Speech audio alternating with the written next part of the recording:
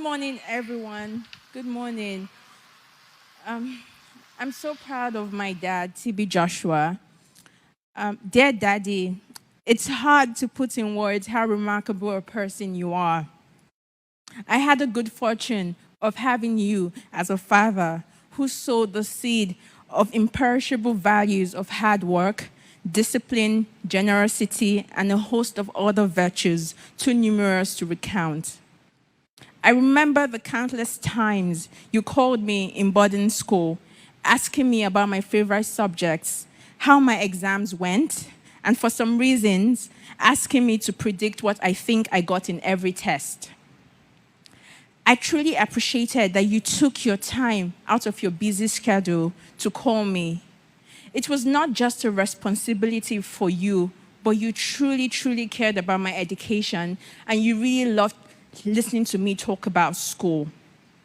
I would not be what I am today if not for your encouragement, your support, and your formidable dedication. You emptied yourself for your family and served humanity. Practically everything I know about the love of God, I learned from you. From a tender age, I was excited and eager to hold the microphone for my dad every Sunday service. And after every Sunday service, he kept on asking me, "How is the service today?" And he told me that the work of God is so beautiful to do. This became really part of my growing up experiences with him. I also remembered when he took me to his altar and he told me, both of us, to kneel down on the floor, and we prayed for 45 minutes on the floor. My legs were hurting. He later told me that the flesh is weak, but the flesh is weak, but the spirit is willing. Indeed, you lived a prayerful life. A prayerful life is one of sacrifice, and you truly lived that life to the last moments on earth.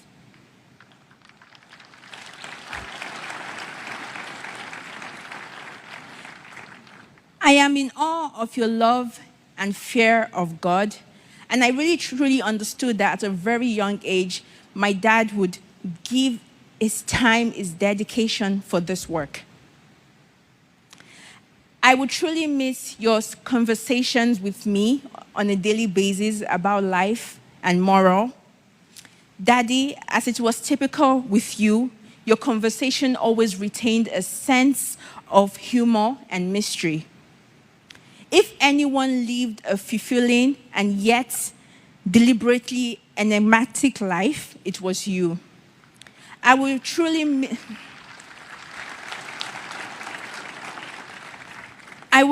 miss your wisdom, your knowledge, your mystery, and your humor. You have lived a life of unwavering commitment to passion and service. I have no reservation to say that my dad had the biggest heart that I know of, and he was a true humanitarian to this generation.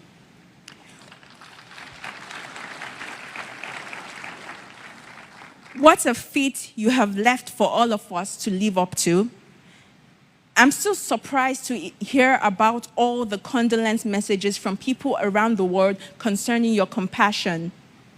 Even some people I've never met in my life, they all testify to your compassion and your humility. What a life you lived, such a legend and an exemplary light.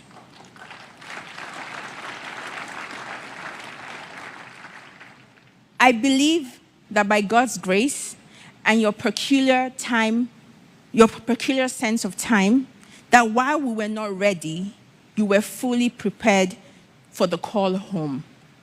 Rest in peace, Daddy. Your loving daughter, Sarah.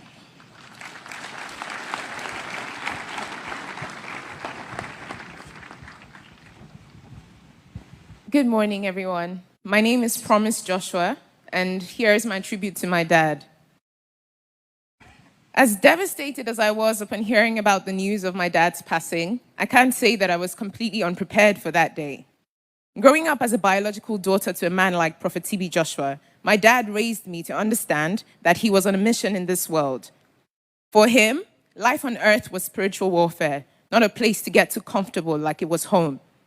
He essentially lived each day like it was his last, with most of his time spent at his prayer mountain, utterly focused on executing an assignment that only him seemed to be in the know of what the instructions were. Since I became more socially aware and more inquisitive about my dad's life, I realized that the implication of such a lifestyle was that once he was done accomplishing what he was sent for, he will be called back home to the one who sent him. I must say that my dad did an excellent job at preparing me mentally, emotionally, spiritually, and even physically for a moment like this. I remember the conversations we had, particularly last year, when I spent over a year with him at his prayer mountain, right before he eventually released me to pursue my master's. He said to me, "Before I release you, you have to spend nothing less than 6 months with me. Then you can go and do whatever you want to do." I ended up spending over a year with him. I saw him almost every day of that year.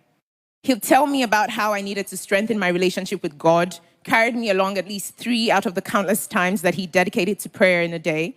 Most mornings, he would wake me up, would do our morning exercise routine, and we would have conversations about the most random topics. There was no aspect of my life that he didn't try to leave a positive footmark on in that year. By the time he was done with me and ready to release me back into the world, there was this sense of fulfillment that I observed in both of us. In retrospect, the memory of this moment is a place where I find solace now that he has passed on.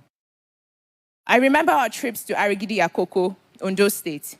He made sure that I was present when he was visiting the old people in town. He would ask me to kneel with him as we kindly asked the elders to accept our gifts. They would pray for us. He would look at me and say, "This is the good life." I remember our trips from his new side to his old side. I would fall asleep in the car, and he would always make a point to wake me up to ensure that I was observing my environment, to see the reality of life for thousands of Nigerians.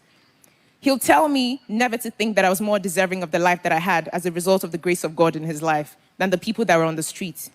For me, this was an important lesson that shaped my perspective and daily interactions. Lastly, Daddy, I want to say thank you for being such an exceptional role model. Your life is a living testimony of how God can raise a young boy from an underprivileged background with so much passion and zeal for God's work and use him in extraordinary ways.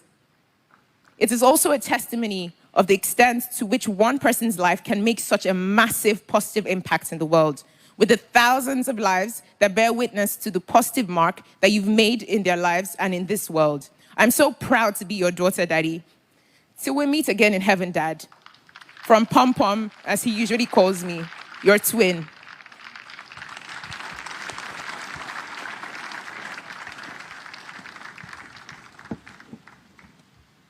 Hello, everyone. I'm Hart. I'm Prophet TB Joshua's daughter, and I would like to start by thanking everyone for coming out and celebrating my father's beautiful life.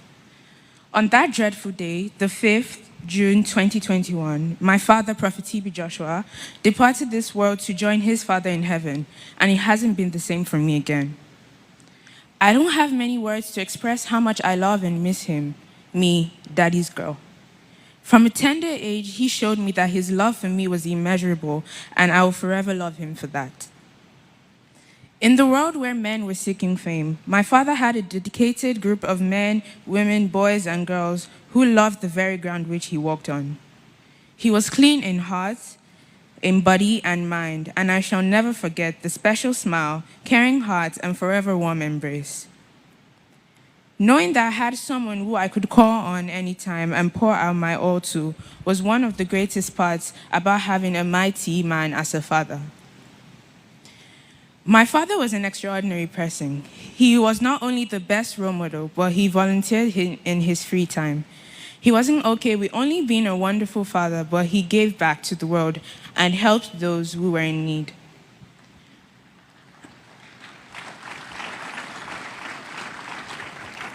As we may all know, my father's notable feature was his charisma. He could lift any room he walked in with just his presence and a smile. And not only did he apply this in his work as a televangelist and philanthropist, but in his daily life as a father. My father always had a smile on his face regardless of any situation and would never let anything trouble him.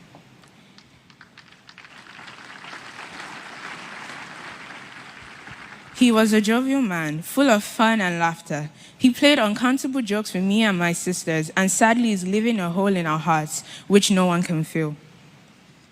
One of my favorite memories with my dad was the time where he got me my first bike. I was elated and bouncing with joy.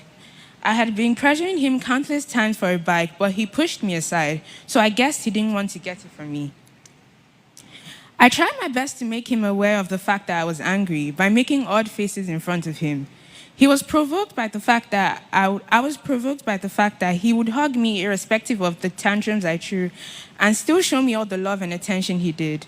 So on the day I saw the big, beautiful purple bike in front of the car which had just dropped it, I ran directly to his room and gave him a big hug, showering him with thanks.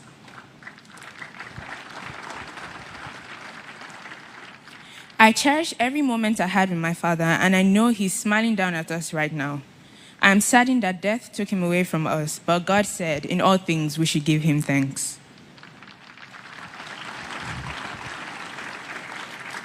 His death has left a scar in our hearts, but his legacy will stand in our lives. I feel so grateful to have had as much time as I had with him, and I will always remember having the most ambitious and remarkable father.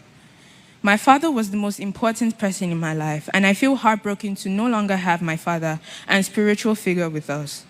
His memory will not only carry on in my heart, but in the hearts of everyone lucky enough to have known a delightful and astonishing man like Prophet T.B. Joshua.